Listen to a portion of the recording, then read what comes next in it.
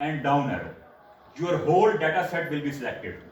Your whole आप कह सकते हैं कि area where the data exists will be selected. Now you will click Control C from the keyboard. Control C, copy. You will open your eViews. Oh my God, I have to install the eViews because I have just renewed my window. Wait a minute.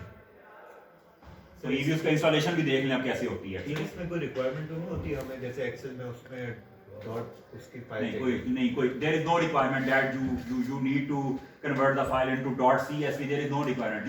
You just need .xlsx file. बस Excel file. ये देख लें जरा कैसे होता है जी. ये है जी eViews मेरा. मैं इसको यहाँ से Control C कर लेता हूँ. मैंने आपको ये वाली फाइल शेयर की थी, ये वाली. This file has been shared to you. ठीक है? तो राइट क्लिक करें. Right click, go to the extract here. Click करेंगे जी, तो ये एक्सट्रैक्ट हेयर करके एक आपको you will create a folder. ये फोल्डर बन गया. इसको कंट्रोल एक्स कर लें. Go to the my computer, go to the C drive, go to the program files 86 and paste here. Control V, continue. So it will be pasted here. Now double click on the folder and open the folder, and you will get you will see an icon of the 8. एक minute है. Alphabet 8 ये है जी. देख रहे हैं ये. This is the application icon. ठीक है. You can right click here and you can make the shortcut key to the taskbar. ये देखें यहाँ पर taskbar पे इसका shortcut key आ गया. ठीक है. तो ये इंस्टॉलेशन का तरीका है. There is no setup or there is no exe file of the eViews. बस सिंपल आपने अनजिप करना है और उसको आप सी में पेस्ट ना भी करें. There is no need to paste in the C. वो तो मैंने अपनी सेटिस्फेक्शन के लिए सी के अंदर पेस्ट कर लिया. But there is no need to paste in the C. If you have extracted on the desktop, then you can run the 8 icon from that desktop as well.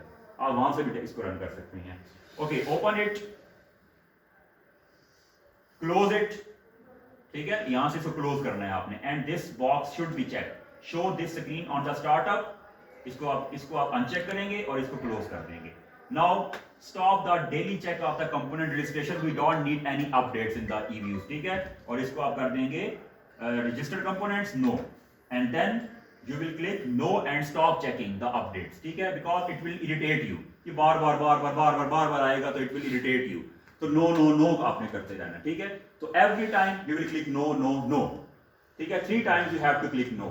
And first of all you have to uncheck the box of the stop daily checking requirement. तो ये आपके पास this is the home layout or this is the first layout or first appearance or first look of the eViews software. The eViews stands for econometric views. ठीक है. Now I have copied the data from Excel file. Let me check. Yes, it is copied. ऊपर चले जाते हैं. Click करें. Control Shift right arrow down arrow. Control C. When you will click on the Control C, you will see the cutted line. You can see these are the cutted line and they will be traveling. So it means that something is in the selection. Something is in the selection. Okay. Now you will go to the eViews. Right click here and paste here. Right click here and paste here. ठीक है, तो your data is in the, you can say that the import process. ये import process के अंदर अब आ गया. ठीक है. Now what you have to do, you have to rename the long variable into short abbreviation. Name of the variable should be short because I have to write the equation from my own hands. So why should I give the bother to my own hand to write a long name of the variable? I should select a simple name of the variable. So before we move further, I have told you that debt to equity ratio is another name of the financial leverage or simple leverage. So I can rename the debt to equity long name into short name as well. Then what would be the short name? FL or LEV, simple. So I am writing that LEV, leverage. LEV, sorry. Click here. दोबारा करना पड़ेगा. Paste here. You will select this LEV, leverage. Debt to equity is another name of the leverage and leverage is another name of debt to equity. ठीक है, तो मैंने इसको क्या कर दिया? Leverage कर दिया. Now go to the log of board size. I have told you that I know that it is the log form. So why it is necessary to write the log before the board size? There is no need of writing the log. So I will just create the name as BS. Board size. ठीक है. Then percentage of NED. Remove the percentage. Then institutional holding INST. Simple. INST और उधर मैं क्या कर दूंगा, INSD कर दूंगा, तो there will be a differentiation between the variable. INST is for institutional shareholding, short name. Then INSD is for insider holding. ठीक है. Then ROA is simple ROA. इसको तो चेंज करने की जरूरत नहीं है. Log of total asset. I know it is log value, so there is no need to write the log before the total asset name. So I will just write size variable because total asset reflect the size of the company. So I have chosen a short abbreviation to the total asset. You can go for the TA as well. You can go for the MC as well. Market capitalization. तो ये भी आप कर सकते हैं. It's your choice. ठीक है. In your data, that will be your choice. Like for example, you have got the variable of the. For example, you have got the variable of the crude oil prices. Now, crude oil prices is very long form. You can see COP. KSE, Karachi Stock Exchange. You can write KSE. Then let's talk about another variable, foreign direct investment. Now it is very long name. You can write FD or FI or FDI. आप ये लिख सकते हैं. तो it is your choice. ठीक है. Why I am doing these things in front of you, or why I am telling these things to you? Because when I will go for the writing of the equation, then in equation I have to write the as it is exact variable name that I have defined here. जो मैंने यहाँ पर defined किए हुए होंगे, I have to write the exact name, word to word, spelling to spelling, same name. तो इतना लंबा लंबा नाम लिखने की जरूरत क्या है? क्यों ना हम शॉर्ट एब्रिविएशन यूज करें इसकी. ठीक है. तो ये अपनी अंडरस्टैंडिंग के मुताबिक शॉर्ट एब्रिविएशन यूज कर लें. और वैसे भी when you will finalise your data table, then in the end of the data table there are footnotes. In footnotes, you will define the short form into long form of your variable. Like for example, आपने एक analysis कर लिया, table आ गया, उस table के नीचे you will write the footnotes, and in footnotes आप लिखेंगे LEV is equal to leverage or debt to equity, फिर NED is equal to non-executive director, so on and so on. तो वहां पर आप कर लेंगे. और वो भी अगर ना करें, मतलब कि if you have forgot to give the footnotes, then you can create the list of abbreviation in the start of the thesis. तो वहां पर भी आप डाल सकते हैं उनको. ठीक है. Okay.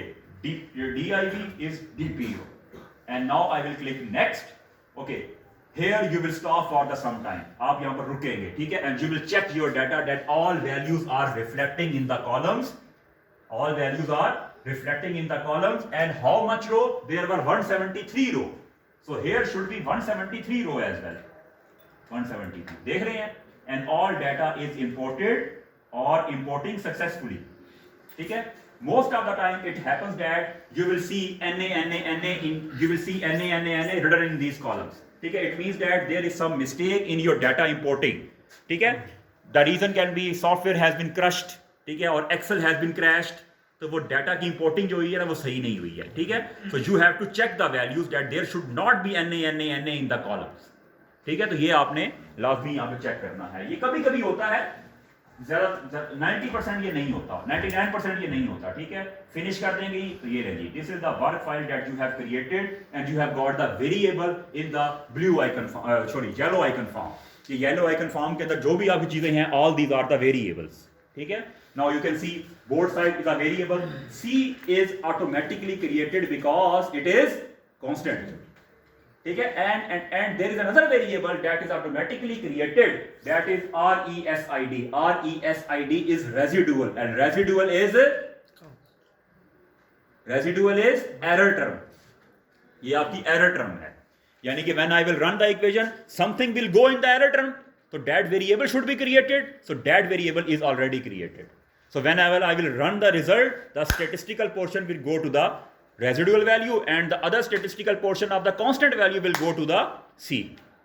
और बाकी कहाँ पर जाएगा? बाकी एक्सप्लेन हो जाएगा वेरिएबल के थ्रू. वो कहाँ जाएगा? वो आर्ट स्क्वायर में चला जाएगा. ठीक है. तो this is the final layout. Do you have any question? If anybody have any question about the layout of the EViews and how to import the data, then I can repeat. Okay. तो ये आपका जो है ना, ये आपके कितने variable हैं जी? 1. This is not a variable. 1, 2, 3, 4, 5, 6. This is not a variable as well. 7 and 8. We have got 8 variable. Now please open the notes. Open the number. ठीक है. तो ये देखें, यहाँ पर मैं क्लिक करता हूँ, इसको ओपन किया. All these values are the same as we have got in the both sides. आना तो ये देखें, जो ये वाली वैल्यू आ रही है, these values are same. ठीक है. So you don't need to check the variable one by one. It is same and it would be same if you have successfully imported the data from Excel to EDU. अगर आपने वो कर लिया है तो ये ठीक होगा, ठीक है, तो चेक करने की जरूरत नहीं है, ठीक है. Let me open the residual variable, ठीक है, ये देखें, इसमें 0 0 होगा, देख रहे हैं, NA not applicable because until and unless you will not run the model, how there can be any value, ठीक है, how it's possible, it's not possible, ठीक है. तो until and unless you will not run the equation, there would be NA, and what about the constant, there would be 0, देख रहे हैं. Yes. यहाँ पे भी वैल्यू कब आएगी? When we will run the model. Run the model का मतलब है इक्वेशन जब रन होगी. When we will run the equation, then C variable will be fulfilled and residual variable will also be fulfilled. वो भी fulfill हो जाएगा, ये भी fulfilled हो, ये दोनों requirement fulfilled हो जाएंगी हमारी. ठीक है? Okay. Now, first of all, what you have to do, you have to check the descriptive statistics. ठीक है, वही सारा पैटर्न लेकर चलेंगे, डिस्क्रिप्टिव में जाएंगे, कोरिलेशन में जाएंगे, उसके बाद फिर इकोनोमेट्रिक टेस्ट के ऊपर मूव करेंगे, फिर कहाँ जाएंगे, स्टेशनरिटी ऑफ डाटा में जाएंगे. So for the descriptive statistics you will go to the quick, group statistics, descriptive statistics, common sample. Sample एक ही है ना, we have got the 173 value for the all variables. कहीं पे ऐसा है किसी की 175, 189, 211, 214 किसी की भी नहीं है. All values are 173 of the variable. यानी कि whatever we have got the data, there are 173 observation against each variable. ऐसा ही है ना, ठीक है, हमारे पास 173 वैल्यूज आ रही हैं. बोलो तो सही ना, ये देख लें जरा, ये देखें, यहां पर नीचे लेके जाता हूं, ये देखें, यहां पर कट लग गया है, इसके नीचे कोई वैल्यू है किसी की? कोई नहीं. इसका मतलब है कि ये 174 क्यों है? क्योंकि एक ऊपर वो हेडिंग वाली रो है, उसको छोड़ दे 173 हो जाएगी. तो all these value are same for each variable. Like we don't have any value to the 173 and onward against any variable. कोई वैल्यू हमारे पास नहीं है, ना यहां पर कोई वैल्यू है, ना इधर कोई वैल्यू है, ना इधर कोई वैल्यू है. ये this is the cut off point, यहां से आगे डाटा नहीं है. ठीक है, तो कॉमन सैंपल इसीलिए आपने यूज किया. Quick, group statistics, descriptive and common sample. If we have got more than 173 value in case of any variable, then we will go for the individual sample, and that is logically not correct. So ये जब आप working करने लगते हैं ना, तो पहला काम जो ये मतलब कि when we work on the some specific data, the first of all what we have to require or to do, तो सबसे पहला काम क्या होता है? We have to match the dates. You have got the crude oil price series and you have got the currency market. Now currency market trading is done on the 7 time or 7 week a day, या 7 days a week, sorry. ठीक है, and industry और crude oil prices, industry और market will work on the 5 days in a week. So it means that जब आप data लेंगे तो there will be a difference in the dates. तो then you have to match the dates. फिर आपको dates को match करना पड़ता है. वो कैसे करते हैं उसको फिलहाल छोड़ दें, वो बड़ा लंबा और लेंथी प्रोसीजर है. ठीक है, तो कॉमन सैंपल पे जाएंगे जी, and you will list all of the series here. DV Smith आप इसको करेंगे. अभी तो हमने we have not identified the DV and IV. ठीक है, so let's go in a flow. ठीक है, तो जाते हैं जी. सबसे पहले क्या लिखते हैं जी, बताएं. हाँ जी, बीएस लिख लेते हैं. फिर उसके बाद एलईवी, कोई भी लिख दें, LEV, then NED, then INST, then INSD. now whatever the name I have defined here, I have to write exact name here. So that is the reason that I have used the short abbreviation. अगर मैं long abbreviation use करता तो I have to write lengthy name. ठीक है, that is not मतलब कि आप कह सकते हैं कि practice or that is not useful. ठीक है, so please try to understand that you have to rename your variable into short abbreviation. कि आप जल्दी quickly जो है ना आप इनको लिखना शुरू करें. ठीक है, तो INSD, फिर क्या है जी आपका DPO, फिर क्या है जी आपका ROA, and then INSD हो गया है, NED भी हो गया है और S रह गया है. Now please count that. There should be 8 variable. 1, 2, 3, 4, 5, 6, 7, 8. Okay. Clear ji? Okay. Now you have got the descriptive statistics of all these variables. ये नहीं, ये आपका descriptive stats आ गया. Now what you will do? You will copy here and you will paste. मैं बताता हूँ आपको कैसे करना है आपने. ठीक है? These are the descriptive statistics. ठीक है? In SPSS we have got the mean, median, mode, standard deviation, variance, skewness, kurtosis. आया था ना वहाँ पे? वहाँ पर वो ऐसे कॉलम्स में आया था, यहाँ पे रोज में आ गया. ठीक है? अब जरा यहाँ पर देखें, mean response क्या था जी? Average. This is the average response of the, आप कह सकते हैं कि इस वेरिएबल का वो क्या है? 0.91. ठीक है? इसका क्या है? 1.48. इसका क्या है? 0.47 and so on. तो you will interpret this. ठीक है? उसके बाद अच्छा यहाँ पर मीडियन, मैक्सिमम, मिनिमम को छोड़ देंगे आप, इसकी जरूरत नहीं है. वहां भी मैंने आपसे कहा था there is no need to report these three things. ठीक है? Median, minimum, maximum. Standard deviation, हाँ जी, कितनी है जी? The deviation from the mean point against BS is 0.091. ठीक है? And institutional holding this, and leverage is this, and this, and this, and this, and this. इसको interpret करते जाएंगे. समझ आ गई है इस चीज की कैसे इसको इंटरप्रेट करना है? तो क्या करेंगे कि mean deviation, the mean deviation against the variable, या मीन वेरिएबल ना लिखे, the mean deviation against board size is 0.091, comma leverage is 1.13, comma NED is 0.27, comma and so on and so on and so on respectively.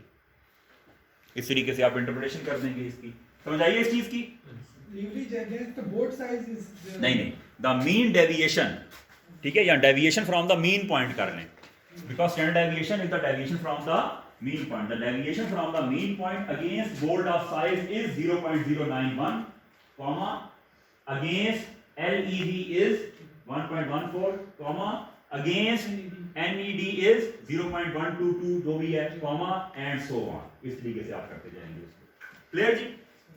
कोई बात पूछनी है इसको report करने में, स्टैंडर्ड डेविएशन? और इसी तरह आप मीन को करेंगे कि average response of the board size is 0.91, comma LEV is 1.41, and comma NED is 0.47, comma INST is 0.15 and so on. आप इसको एक लाइन में, एक पैराग्राफ में लिख देंगे, इसको एक सेंटेंस बनाकर लिखेंगे इसको. ठीक है जी? ओके. उसके बाद skewness and kurtosis. Now by checking the skewness value, ठीक है, what we can conclude that the most of the data is positively skewed. Am I right? Am I right? Yes, I am right. ठीक है? Positive, positive, positive, positive, positive, positive. So it means that out of 8 variables, 6 variables have skewed positive. So it means that most of the variable is positive. तो इसको कैसे लिखेंगे? आप यूं लिखेंगे कि the skewness, पहले तो ये बताना चाहता हूं, the skewness tell us about the positively skewed and negative, या आप यूं कह लें कि skewness tell us about the positive and negative skewness of the data.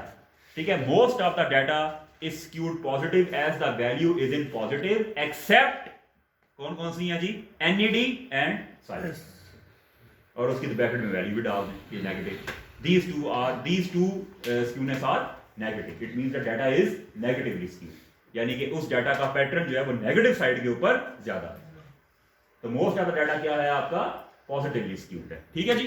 Negative को लिखता है नेगेटिव को आप रिपोर्ट कर दे. Most of the data is positive.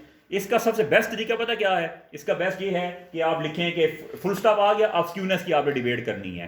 ठीक है? तो आप लिखेंगे कि most of the data as far as the skewness is concerned, comma most of the data is positively skewed except NED and size, bracket में उसकी वैल्यू, फुल स्टॉप. बस. हाँ, बस ये मतलब कि जो आउटलायर आ रहे हैं ना, जो नेगेटिव आ रहे हैं, और अगर आपका मिक्स मैच आ रहा है तो फिर आपको सबको एक्सप्लेन करना पड़ेगा. और अगर नेगेटिव आ रहा है तो आप लिखेंगे कि most of the data is negatively skewed except board size and leverage, और उनकी वैल्यूज ब्रैकेट में डालकर फुल स्टॉप, दैट्स इट. सबसे बेस्ट तरीका ये होता है. देखें, आप लोगों ने रिसर्च पेपर पब्लिश करने हो ना, research paper required that you should be very very very precise and very direct in the interpretation.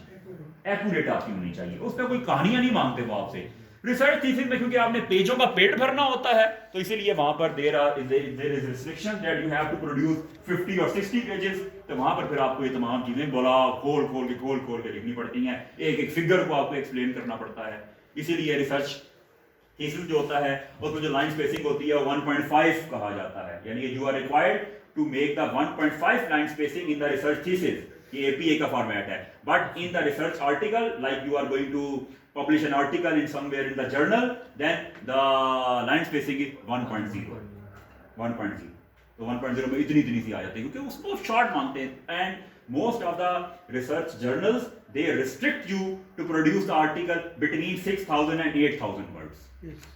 ठीक है, वो कहते हैं इससे ज्यादा नहीं होने चाहिए क्योंकि वो उनको डायरेक्ट चीज चाहिए होती है, उनको इतनी लंबी लंबी चीजें नहीं चाहिए होती, ना उसमें टेबल ऑफ कंटेंट होता है, ना उसमें लिस्ट ऑफ फिगर होती है, ना उसमें ये होती है, ना उसमें कोई और चीज, ना उसमें आपके वो चलती हैं हाइपोथेसिस वगैरह डलते हैं, कुछ भी नहीं डलता उसके अंदर। ठीक है, वो डायरेक्ट जो है ना आपकी रिसर्च पेपर जो है ना पब्लिश होता है आपका। ओके, देन कर्टोसिस, तो लिखेंगे कि now as far as the kurtosis is concern then most of the data is leptokurtic, platykurtic और मिक्स्ड ट्रेंड। यहाँ पर आपके पास मोस्ट ऑफ द डाटा देखें, तुम तो ये भी 3 के बराबर आ रही हैं लेकिन राउंड ऑफ नहीं करते, तो 8 1 2 3 and 4 out of 8 variable 4 variable are leptokurtic, 4 variable are found to be leptokurtic which have got the peak tail, high tail, DPO तो यानी बहुत ज्यादा यूं ऐसे आ रहा है। डीपीओ तो बहुत ज्यादा यानी उसका value हाँ, डीपीओ तो बहुत ज्यादा जो है ना उसकी लेप्टोकर्टिक टेल आ रही है। ठीक है, बहुत ज्यादा पीक आ रही है उसके अंदर। ठीक है, और उसके अलावा and most of the values जो हैं वो आपकी जो हैं these are greater than 3, so when the kurtosis value is greater than 3 it means that data is leptokurtic। ठीक है, तो आप लिख सकते हैं कि as far as the kurtosis is concerned board size LEV, board size comma LEV comma DPO comma ROA shows a leptokurtic behavior of the data while remaining variable show the platykurtic behavior of the data। कौन सा sir last word का So greater than 3. Greater than 3 mean leptokurtic, less than 3 mean platykurtic, is equal to 3 mean mesokurtic। ठीक है जी। He tells us about the normality of data। कौन सी? Normality of data। So if the Jorg-Barra probability is significant, अब कोई मेरे से ये ना पूछे कि significant value कब होती है? कब होती है significant value? When the value is significant?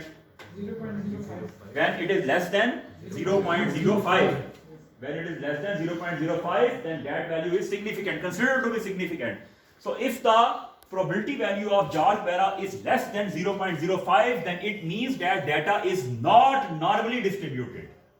Jorg-Barra is reverse test। ठीक है, तो जब ये significant होगा तो data non normal होगा।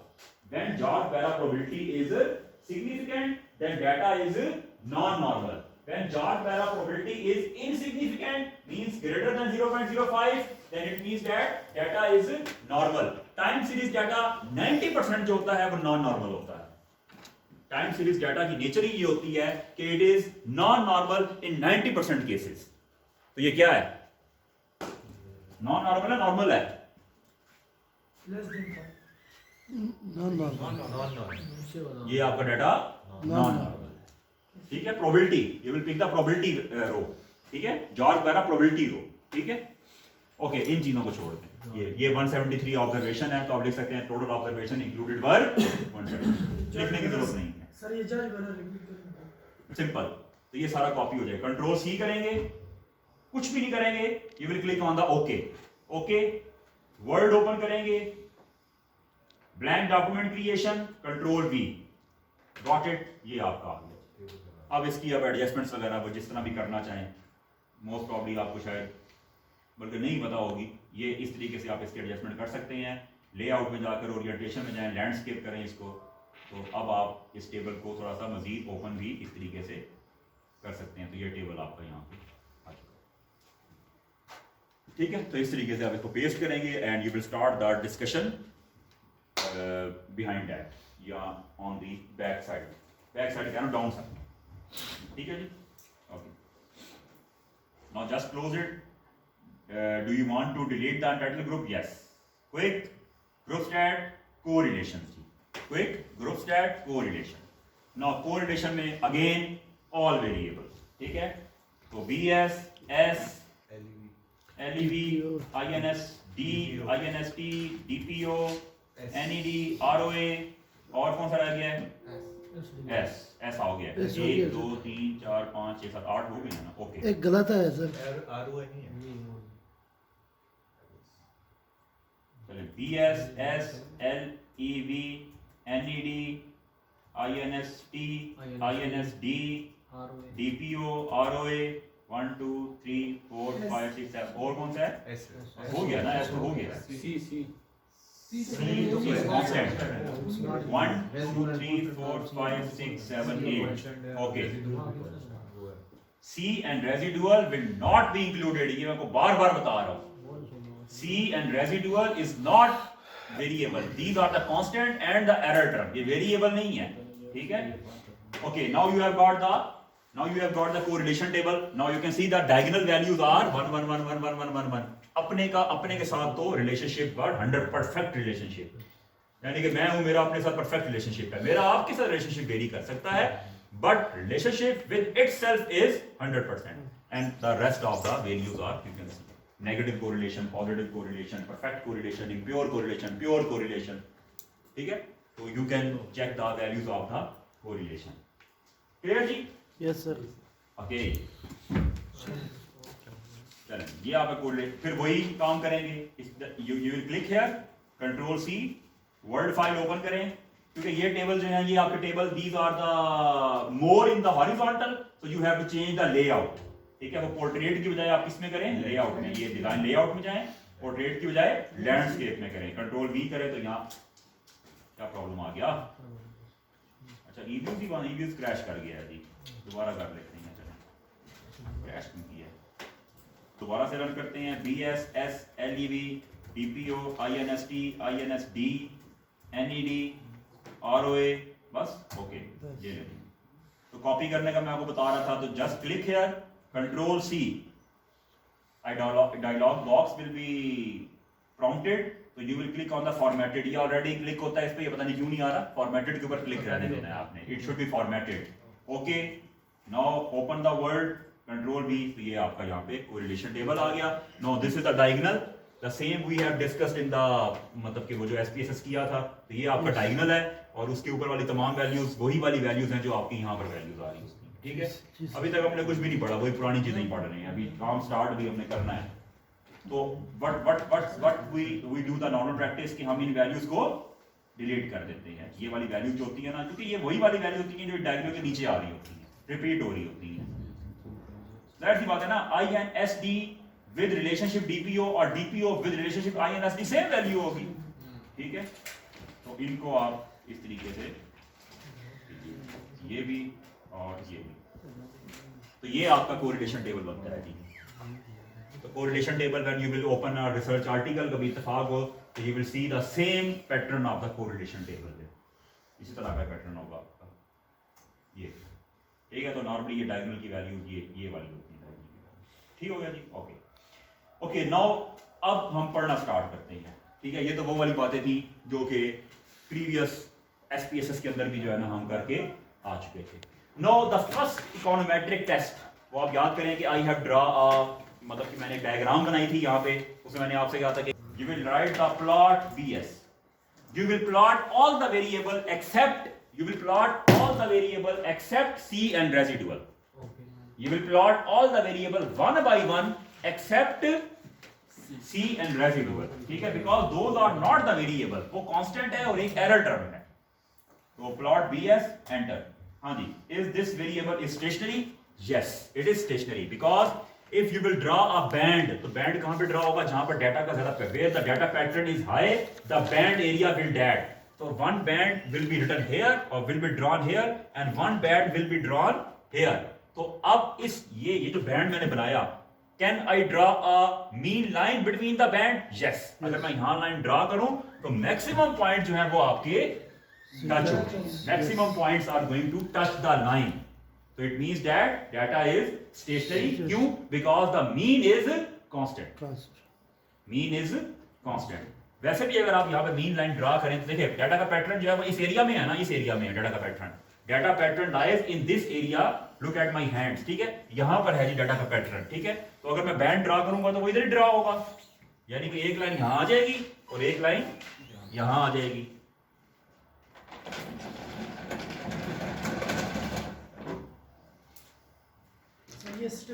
देखें, एक बैंड की लाइन आपकी इधर आएगी और एक बैंड की लाइन आपकी इधर आएगी.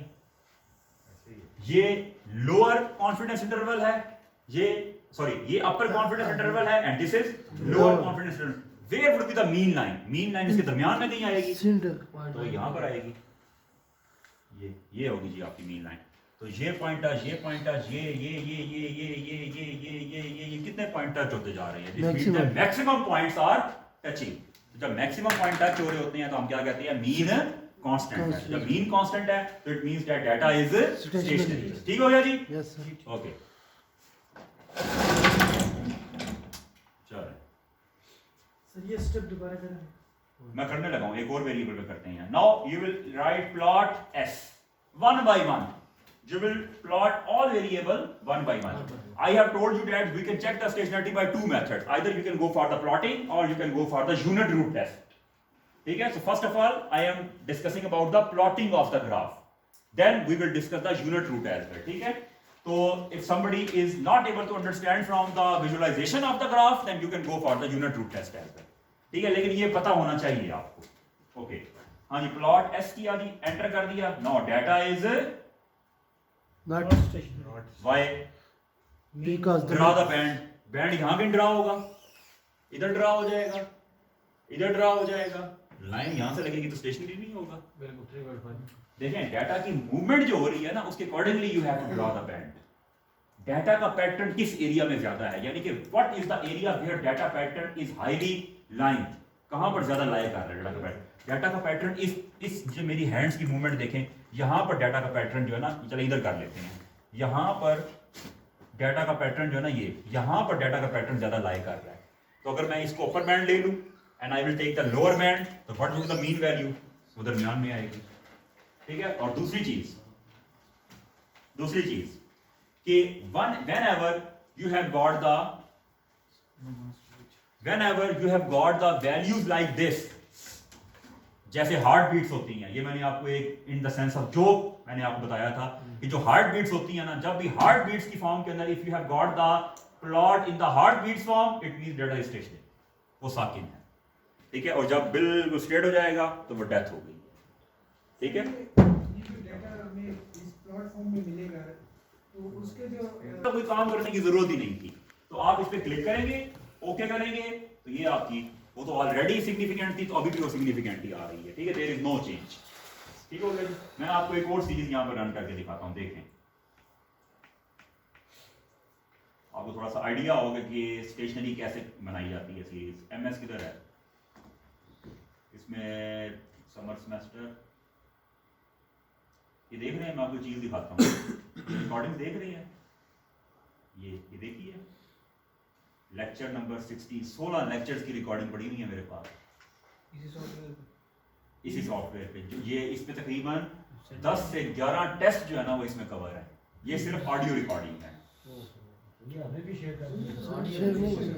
ये कॉन्फिडेंशियल डाटा, ये मार्केट एफिशिएंसी की रिकॉर्डिंग पड़ी हुई है। ठीक है? तो मैं आपको बताना चाह रहा हूँ कि इस तरीके से हम टीचर्स की रिकॉर्डिंग करके रखी हुई है, और अभी तक उनसे आपको पढ़ाने से पहले ये सुन के आते हैं, आपको पढ़ाने से पहले ये सुन के आते हैं। कोई चीज़ अगर भूली हुई, अब तो इतना 5-6 बार पढ़ा चुका हूँ ये वाला कोर्स, इतना तजर्बा हो गया है कि अल्लाह का शुक्र है कोई चीज़ भूलती नहीं है। ठीक है? लेकिन कभी कभी भूल भी जाए ना, तो ये फिर पढ़ के आते हैं अगली क्लास के अंदर। ऐसे ही होता है, टीचिंग में ऐसे ही होता है। चले उसको देखते हैं ना। ये देखिए जी, ये आपके पास KSE का डाटा है। This is the KSE data of monthly KSE data है जी आपके पास। डेली पे आते हैं जी, डेली में ज्यादा वेरिएशन आएगी।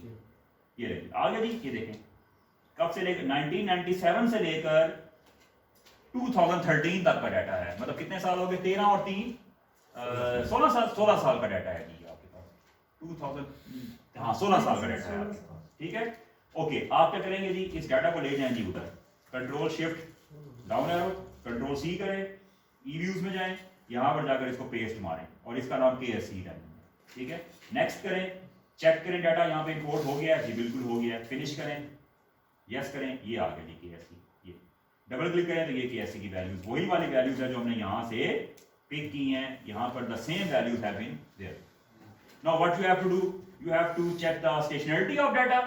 करते हैं जी, प्लॉट करें जी।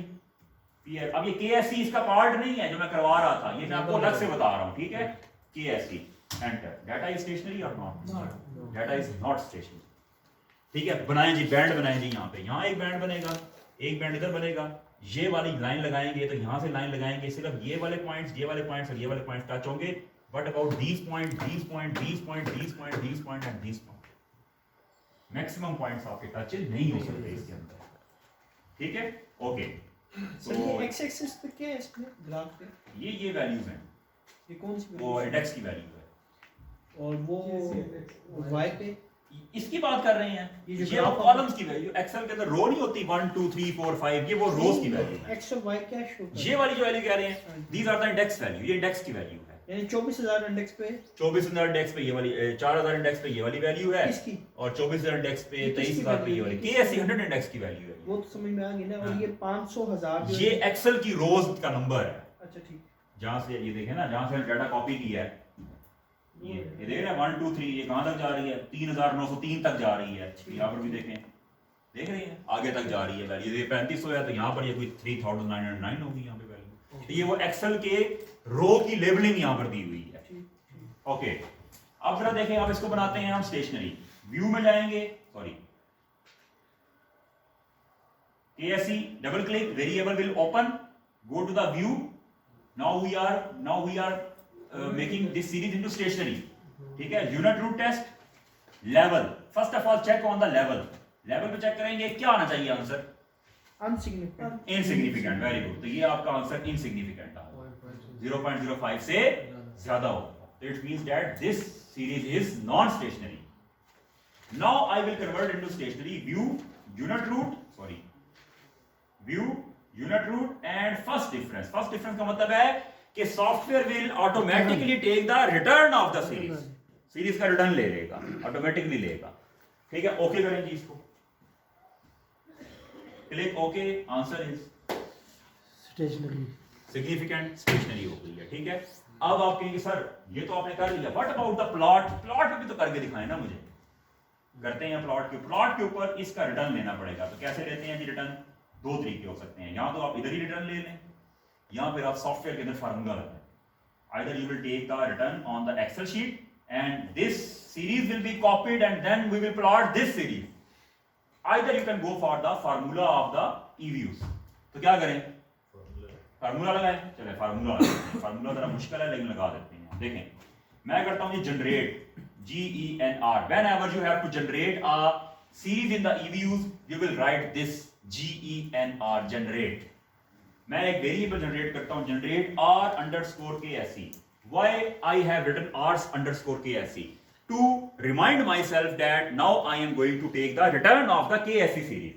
तो r_ksc लिख दिया। आप ret_ksc लिख दें, आप ksc_r लिख दें। ठीक है, इट्स योर चॉइस, जो भी आप करना चाहें। तो r_ksc को जब मैं जनरेट करूंगा तो क्या होगा? A new variable will be created here named as r_ksc, and in that variable, within that variable, the returns value will be stored.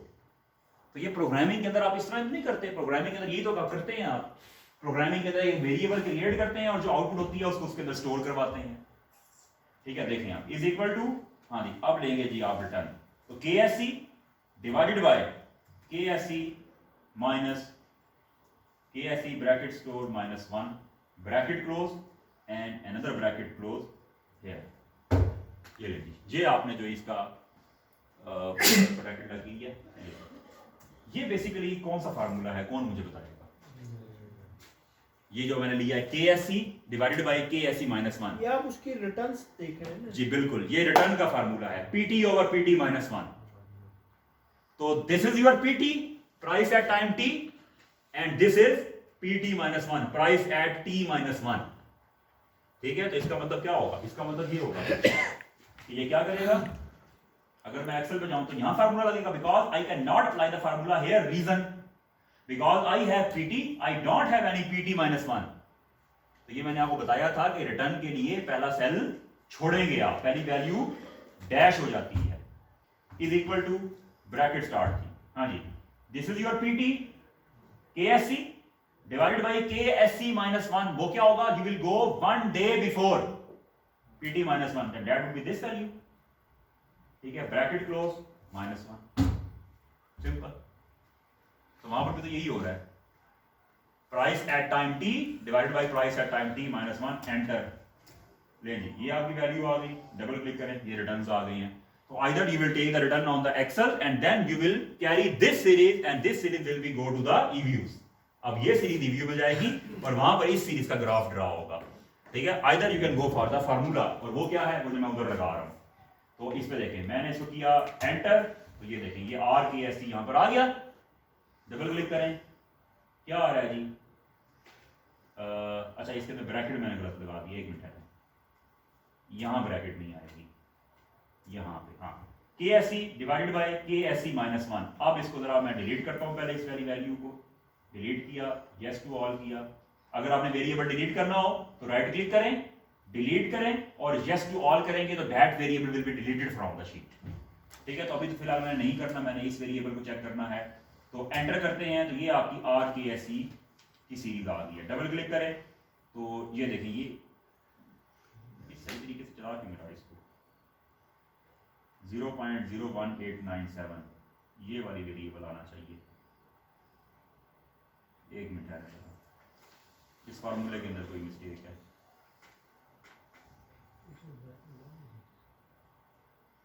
ये ब्रैकेट का ही मसला और कोई मसला नहीं है। इसको देख लेते हैं।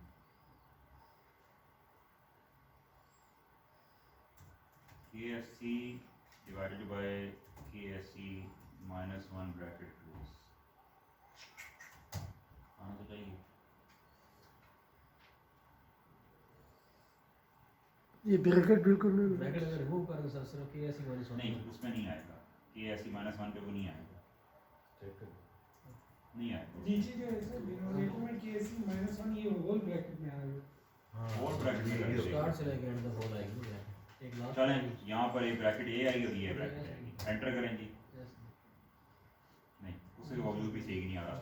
बहरहाल ये कोई है इस फार्मूले के अंदर मिस्टेक है, ये मैं फिर आपको बता दूंगा थोड़ी देर तक, मैं खुद भी करके देख लेता हूँ।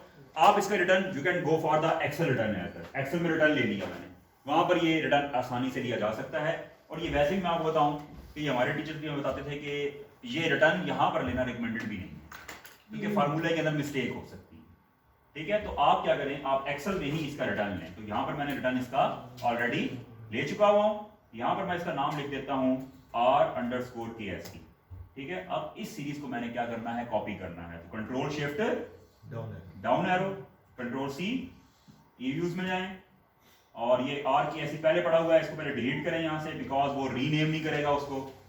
पेस्ट करें, RKSE है, नेक्स्ट करें and check the values, all values are there, ठीक है, तमाम वैल्यूज आ गई हैं। फिनिश करें जी, ये आ गया आपका RKSE। डबल क्लिक करें तो आप ये देखिए रिटर्न की फॉर्म में आ रहा है। वो कोई फार्मूले मिस्टेक है और कुछ भी नहीं है। अब जरा इसका प्लॉट करें जी आप यहाँ पे, PLOT प्लॉट। अब मुझे बताएं कि I will go for the KSE plotting और R_KSE प्लॉटिंग, R_KSE प्लॉटिंग। तो R_KSE, हाँ जी, ये देख रहे हैं data, this is data is stationary. ये कौन सा पीरियड है? This is the stock market freeze period, 2008 का पीरियड है। देख रहे हैं ये वो वैल्यू नहीं आ रही, यहाँ पर ये 2008 का पीरियड है। तो ये वो पीरियड है जहाँ पर स्टॉक मार्केट फ्रीज हुई थी, ठीक है। तो ये ऐसे यूं लाइन हो गई है और उसके बाद फिर पैटर्न जो है वो आपका आगे चल रहा है। तो अगर मैं इसकी मीन लाइन ड्रा करूँ तो कहाँ से लाइन ड्रा होगी? जहाँ से डेट हो यहाँ से लाइन ड्रा होगी, ठीक है। तो ये है जी आपका, ये डेली डाटा है, इसलिए इसका पैटर्न जो है इतना ज्यादा आ रहा है। मंथली में करके देखेंगे, मंथली के ऊपर सही आएगा। ये देखिए मंथली डाटा के ऊपर कर लेते हैं, ये मंथली है जी, इसका रिटर्न लिया हुआ है, ये लिया हुआ है रिटर्न को ही ले जाते हैं जी उधर, ठीक है। तो कॉपी किया वहाँ से, अब मैं जल्दी से कर लूँगी, मैं बता चुका हूँ। पेस्ट करें, इसका नाम मैं दे देता हूँ RM_KSE, return of monthly. Next किया, फिनिश किया, प्लॉट करें जी इसको, प्लॉट RM_KSE। ये आपके पास सिर्फ यहाँ तक डाटा आ रहा है, उससे आगे डाटा ही कोई नहीं है। इसका मतलब है कि उससे आगे कोई वैल्यूज हमारे पास नहीं है, जिसकी वजह से ये प्रॉब्लम कर रहा है, ठीक है। तो ये वेरिएबल के अंदर कोई मसला हो सकता है, जिसकी वजह से ये वैल्यूज नहीं दे रहा। आगे वेरिएबल को चेक कर लें, किधर है जी आपका RM_KSE, ये देखिए यहाँ पर वैल्यूज आ रही हैं और आगे NA। इसका मतलब है वैल्यूज को जो मैंने ट्रांसफॉर्म किया है उसमें कोई मसला आया है। अब चेक कैसे करते हैं इसको भी बता देता हूँ मैं आपको। ये देखिए आए जी जरा इस शीट के ऊपर, नहीं आई हैं। तो ये वो प्रॉब्लम था जो मैं आपको बताना चाह रहा था कि ये EViews के अंदर आ सकता है जब आप डाटा इंपोर्ट करेंगे। तो अब इसको जरा डिलीट करें यहाँ से, आप यस टू ऑल करें, ठीक है। और इसके बाद इस एक्सेल की फाइल से you will copy that C EViews, right click here, paste here. अब जरा इस डाटा को rm_ksc नेक्स्ट करेंगे। अब जरा इस डाटा को चेक करें, आ गया सारा डाटा आ गया। पहले यहाँ पर NA आ रहा था, तो just click on the finish, now go to the rm_ksc, now all, क्यों नहीं आ रहा डाटा? अच्छा डाटा ही आपके पास, सॉरी डाटा ही आपके पास जो है ना वो यहाँ तक का है, 180 तक का होगा, ये देख लें 182 तक का डाटा है आपके पास, ठीक है। तो वो इस वजह से वो वाली वैल्यूज आ रही हैं। आप वो एक महीने को उठा रहे हैं? महीने को उठा रहे थे, इस वजह से शायद हो रहा है। दूसरी बात ये हो सकती है कि जो मैंने यहाँ पर RM मैंने सीरीज जनरेट की है ना, वो मैंने खुद से जनरेट नहीं की है, बाकी तमाम NA की वैल्यू आ रही है। EVs को दोबारा ओपन करके करेंगे तो ये सही हो जाएगा, लेकिन मैं अभी फिलहाल नहीं कर रहा क्योंकि अभी जो हम काम कर रहे हैं उसकी तरफ ही कन्वर्ज हो जाते हैं। तो डिलीट करते हैं ये तमाम चीज़ों को। तो that was all about the stationary. Stationary में कोई मसला है? नहीं sir. Okay, now we are going for the multicollinearity. For the multicollinearity, you have to run the equation. Sir ये जो यूनिट रूट स्टेशनरी डाटा के अंदर ये यूनिट रूट टेस्ट आता है, ये बेसिकली उसकी जो है अपना इसी का पार्ट है ना स्टेशनरी की? नहीं, हाँ स्टेशनरी का पार्ट, स्टेशनरी को चेक करने के लिए यूनिट रूट टेस्ट को अप्लाई करते हैं। ओके, मल्टीकोलिनियरिटी को डिस्कस करते हैं जी। मल्टीकोलिनियरिटी के लिए first of all you have to run the equation. आपको इक्वेशन को रन करना पड़ेगा। मैं आपके सामने इक्वेशन लिखने लगा हूं जी। इक्वेशन के अंदर मैं IB और DB डिफाइन करने लगा हूं। इनको आप जरा खुद भी आप इस तरीके से ही लिखेंगे। मैं ले रहा हूं जी INST को मैं DB ले रहा हूं, ठीक है, is equal to beta naught plus beta बनाएंगे and then estimate equation, quick and estimate equation. हाँ जी, रन करें जी इक्वेशन। इक्वेशन में आई सबसे पहले क्या आएगा? First of all your DV। अब देखें इक्वेशन कैसे लिखनी होती है, how to write the equation. First of all you will write the DV। तो व्हाट इज DV?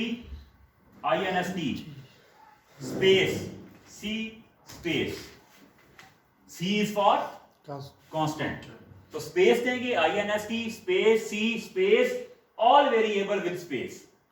तो ऑल वेरिएबल लिखवाते जाएंगे। क्या है जी आगे?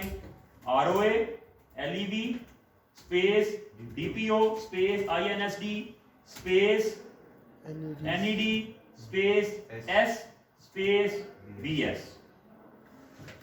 तमाम variable all IVs with space and DV comes first, ठीक है। तो this is the form of the यानी कि equation that you will right in your EVs।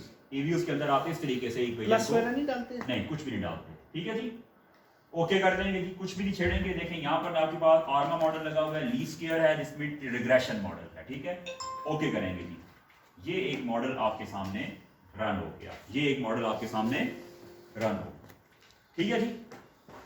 Okay, अब इसमें देखें ऊपर लिखा हुआ है डिपेंडेंट वेरिएबल INST, मेथड बता दिया उसने, देन डेट बताई हुई है, time, sample adjusted, included observations, ठीक है, देन वेरिएबल वाला column, then coefficient, then standard error, then T stat, then probability. How to calculate the probability? When how to calculate the T stat? When probability when you will divide this value over this, तो you will get the probability. तो ये आपकी probability इस तरीके से निकल आती है, ठीक है। ओके, देखें जहां जहां पे आपका वेरिएबल सिग्निफिकेंट आ रहा है उसको देखें, दिस इज C, ठीक है। You don't need to pick this C variable because it is constant, ठीक है। गो और further, this variable is significant 0.05 less कम है, ठीक है। This variable is insignificant, significant, significant, significant, and these two variable are insignificant, ठीक है। What about the R square value? R square is 19.10%, adjusted R square. Adjusted R square is 19.10%. You will convert 0.1910 into percentage value. So when you will multiply it with 100, तो क्या आ जाएगा? 19.10. So explanatory power of the model is 19.10%. Now where are the rest of the value? जो बाकी कितना बच गया 100 में से? 81%. तो 81 कहाँ गया? Error term के अंदर। 81% is in the error term. Now this 81% has to be discussed. अब इस 81% को हमें डिस्कस करना है। तो whatever the interpretation that I am going to tell you will in the respect of the or in the terms of the or with the perspective of the error term, ठीक है। तो ये अब आपने इसको एक्सप्लेन करना है। तो करते हैं जी अब इसको आगे। Is this model is okay? That only. No. Why? Because we didn't check the multicollinearity, heteroscedasticity, autocorrelation and functional specification. हमने इसको चेक नहीं किया हुआ अभी, ठीक है? तो हम क्या करते हैं, हम सबसे पहले मल्टीकोलिनियरिटी को चेक करते हैं। तो क्या करेंगे जी, you will go to the view and then coefficient diagnostic, view coefficient diagnostic and variance inflation factor। याद करें मैंने आपको बताया था लास्ट क्लास में, VIF, variance inflation factor, ठीक है? Just click on the value, variance inflation factor, you will get a table, now you will skip this C value, इसको skip कर देंगे and you will pick the uncentered VIF। पहली वाली value को skip करेंगे, छोड़ देंगे इसको। C को कहीं भी interpret, you are not required to interpret C at anywhere, C को कहीं भी इंटरप्रेट नहीं करना, ठीक है? Okay, come to the uncentered VIF column, now you have got the values against each variable, ठीक है? The benchmark point or threshold point is that this value should not be greater than 5 against each variable। ये वाली values आ रही हैं यहां से लेकर यहां तक, it should not be greater than 5। 5 means 5.0, 1 2 3 4 5, वो वाला 5, not 0.05। so it should not be greater than 5, but we have got two values or two variable like that which have the value greater than 5, BS or S। it means that these two variable were IV, ये IV थे ना, ये देखें BS और S ये IV थे। Equation के left side के ऊपर जो भी चीजें हैं, राइट साइड के ऊपर जो भी चीजें हैं, that all are IV, और ऊपर क्या है, DV है। it means that if the value is greater than 5, it means that these two variable are violating the threshold value or benchmark point। so it means that these two variable are causing multicollinearity with each other। these two variable are multicollinear with each other। ये variable आपस में relationship बना रहे हैं। तो multicollinearity क्या थी? Presence of the correlation between independent variables. तो किन वेरिएबल के दरमियान में कोरिलेशन आ रही है? BS और S के दरमियान में आ रही है। यानी इनका DV के साथ भी है और आपस में भी कर रहे हैं, जो कि गलत है। कि DV को तो ये एक्सप्लेन करेंगे बिकॉज रिग्रेशन यही होती है, कॉज एंड इफेक्ट होता है। कॉज IV में आया, इफेक्ट DV के ऊपर हुआ, वो तो करेंगे, लेकिन ये आपस में भी करना शुरू कर दी हैं, ठीक है? तो ये क्या चीज है? This is basically the multicollinearity. और यहां पर हमारे पास मल्टीकोलिनियरिटी एग्जिस्ट कर रही है किसके अंदर? BS और S के। Multicollinearity can never be in the single variable. अगर कोई एक वेरिएबल में मल्टीकोलिनियरिटी आ रही है, then there should be any other variable, और ऑब्वियसली अंडरस्टूड सी बात है कोई और वेरिएबल वहां पर होगा जो उसको मल्टीकोलिनियर बना रहा होगा। मल्टी का मतलब यही है कि दो या दो से ज्यादा, ठीक है? तो बाकी तमाम वेरिएबल में देखें 3 3 3 3 3 4.5, बाकी तमाम वेरिएबल के अंदर मल्टीकोलिनियरिटी का प्रॉब्लम नहीं है। All variable are okay. Clear जी? समझ आ गई है इसकी? Okay, it means that what we have to do,